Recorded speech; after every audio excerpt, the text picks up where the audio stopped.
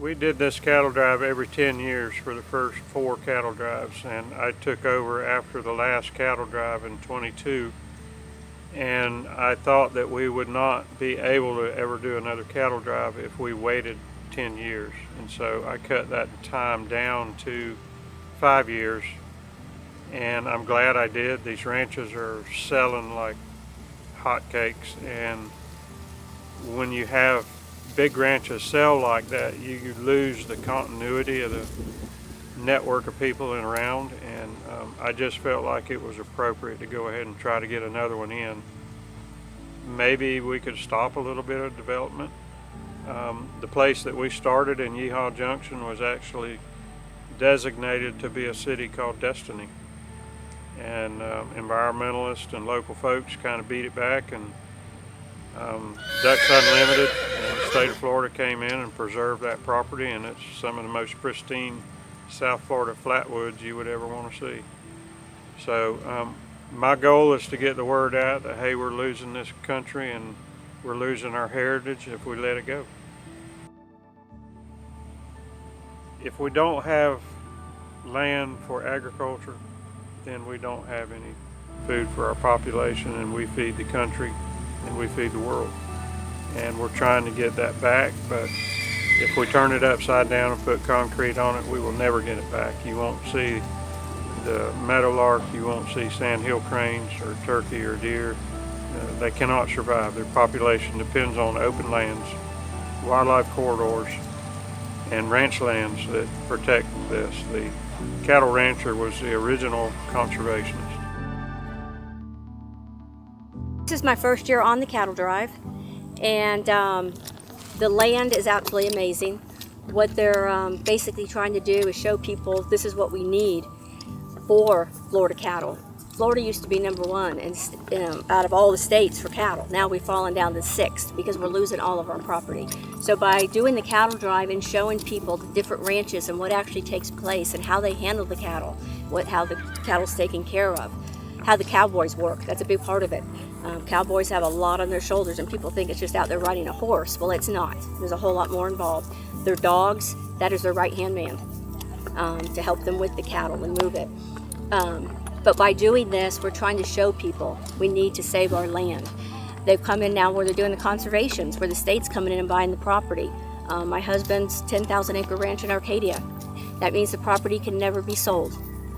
The owner can hand it down through the generations of the family, but it's going to be maintained and supervised by the state. And right now, that's the way they're finding to save our land in the state of Florida. Everybody thinks beef comes from overseas or out of state. They don't realize that we need this land for the cattle. We need it for all the agricultural, obviously for the cowboys that work.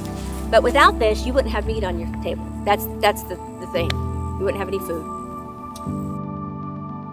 Down where I live in Bonita, we're losing the land to development.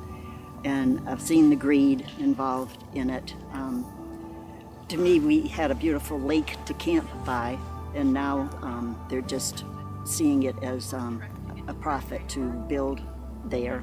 And first it was 10-acre parcels, and now it's many apartments, and then all the traffic and all that. I mean, I guess it has to happen, but in the meantime, it would be nice if we could still have both worlds, have the best of both worlds. It's not just a reenactment, it's showcasing what Florida truly is, what the cowboy lifestyle is, and trying to preserve this way of life.